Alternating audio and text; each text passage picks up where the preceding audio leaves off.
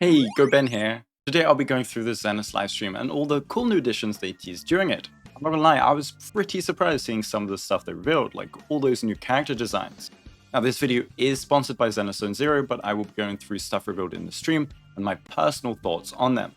I also won't be making Zenless content on this channel outside of a couple videos, so Star Rail only gamers don't worry, and Zenless Zone Zero gamers go subscribe to my second channel. Anyway, let's begin. If you don't know already, Zenless Zone Zero is an action RPG made by Hoyoverse set in a post-apocalyptic world. It's launching on July 4th, which is just under a week away.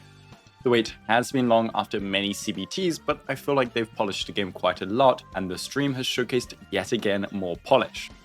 It's got satisfying combat, boss fights, a fun overworld experience, and some real banger music. It will be available on PC, PS5 and mobile on launch, and you can pre-download on July the 2nd. Let's first talk about the many rewards we'll get on release. Remember though that enjoying the game is the most important. We get a lot of free rewards for doing nothing except logging in, as well as the usual large amount from playing the game's launch content. So let's go see everything revealed thus far. So on day 1, 10 standard pulls straight up from the Cunning Generosity event.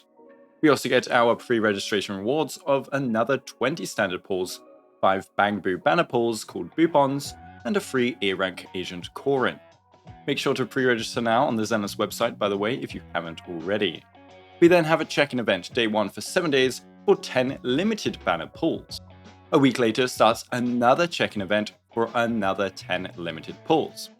20 limited pulls is a very solid start, especially if you plan on pulling for the first limited unit, Ellen. You'll have to play the actual game for the rest of the currency if you want to hit pity on her banner though. And then near the end of July, we get 10 Boopons in another login check-in event. The Road to Proxy event has 5 stages with a total of 1,600 premium currency, an insanely high 65 Boopons, and 40 standard pulls, which is just crazy. These account level based pulls happen in other games too, of course, and they are milestones for your account, and you actually have to play the game a lot to get these. So it looks like altogether we get 80 Boopons, 70 standard pulls, 20 limited pulls, and then at least a multi-worth of Polychrome, the limited currency for more pulls. It seems we'll get 65 combined pulls without doing a thing though except logging in. And I don't know where the ways 20 pulls come into play though. Of course, redemption codes will exist too, we'll be able to activate them in-game on launch. And of course, the story will give its rewards like any gacha, and so will the playable game modes, achievements, exploration, everything else. These rewards are all on top of that, they don't include currency from gameplay or any new events, or for example, Hollow Zero's massive amount of rewards. We should also get actual gameplay events like we had in the CBTs, so more stuff to come. So with all those Boopons, we can hit pity on the Bang Boo banner on release. If you don't know already, by the way, Bang Boos are little battle pets we have in combat that can perform chain attacks, give buffs, and other cool things like violently drill attacking enemies.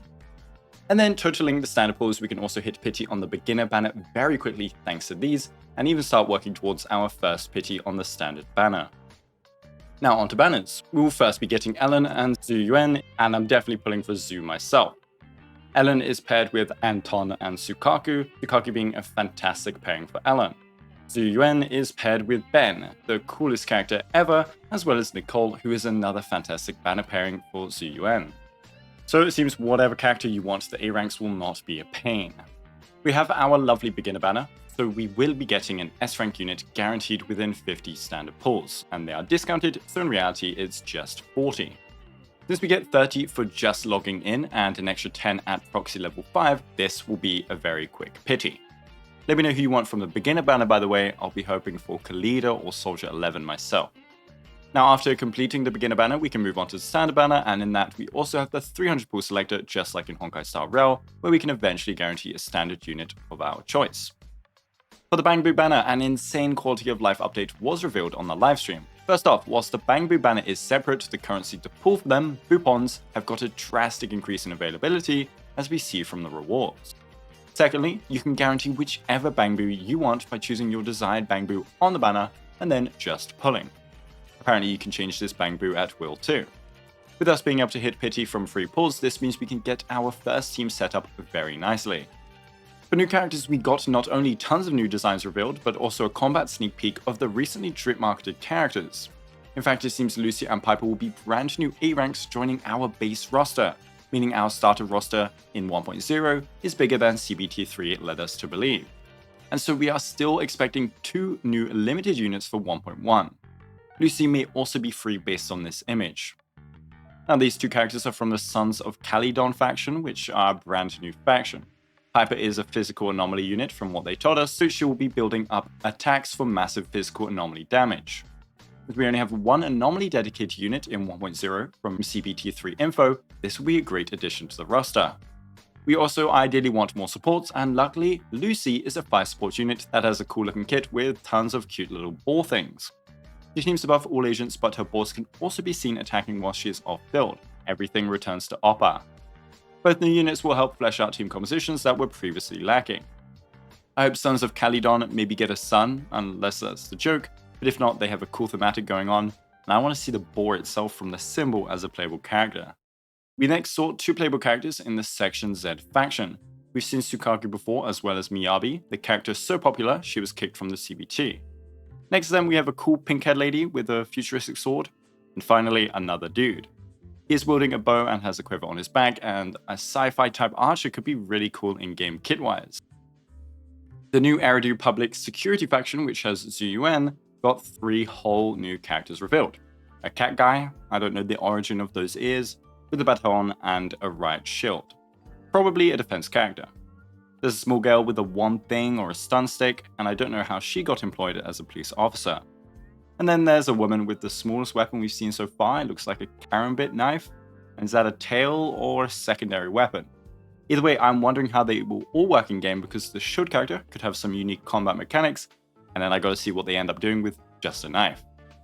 The Zenless official account on Twitter tweeted out some things too, and we can see that Hollow Zero and Shi Defense, our 2 endgames, are still alive.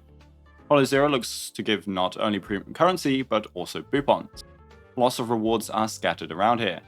The endgame modes have a new overworld map you can now launch from, which is really nice, and there's also a new unknown mode named Hunt hiding in the right of the tent.